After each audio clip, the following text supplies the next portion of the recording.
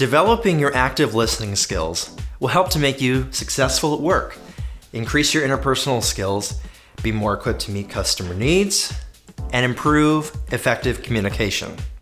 By becoming a better listener, you'll improve your productivity, as well as your ability to influence, persuade, and negotiate. Most importantly, you'll avoid conflict and misunderstandings. The way to improve your listening skills is to practice active listening. Make an effort to hear not only the words that another person is saying, but more importantly, try to understand the message that they are conveying. In order to do this, you must pay attention to the other person very carefully.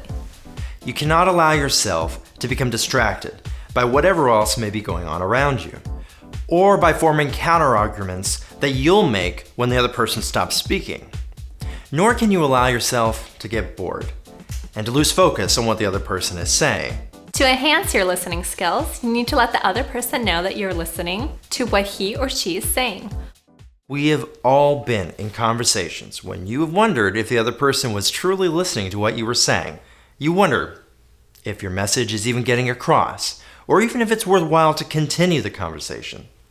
It feels like you're talking to a brick wall, and it's something you want to avoid.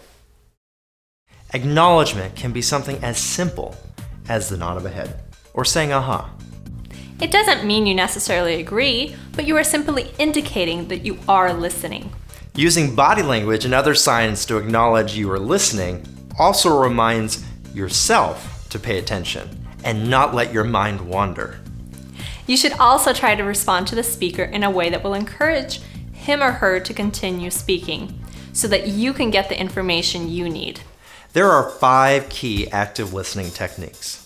Pay attention, show that you're listening, provide feedback, defer judgment, and respond appropriately. The first, pay attention. Make sure that you are fully engaged in the conversation and make every effort to focus. Look at the speaker directly.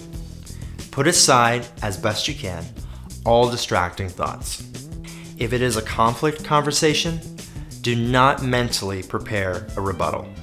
Avoid being distracted by environmental factors, for example, side conversations or outside noise.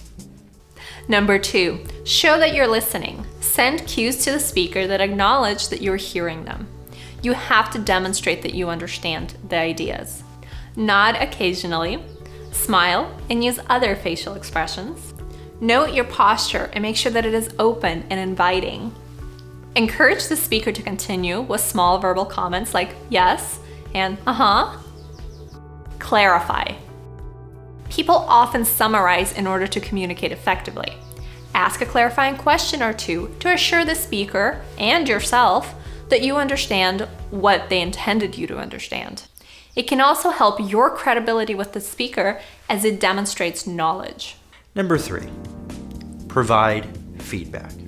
The best way to overcome mixed signals or messages is by restating what you just heard. Reflect what has been said by paraphrasing. For example, what I'm hearing is, or it sounds like you're saying, are great ways to reflect back. You demonstrate that you have absorbed a concept by rewording it. Ask questions to clarify certain points. For example, what did you mean to say? Or, is this what you mean? Summarize the speaker's comments periodically. It is common during a course of a conversation to stray off topic a bit. By summarizing the overall message, you are able to refocus back to the main point.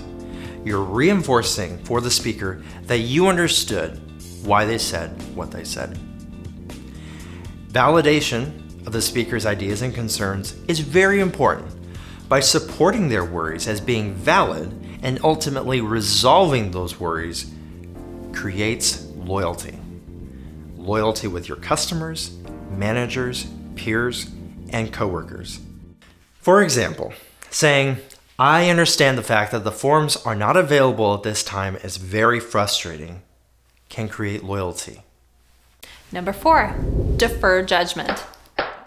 Allow the speaker to finish each point before asking questions.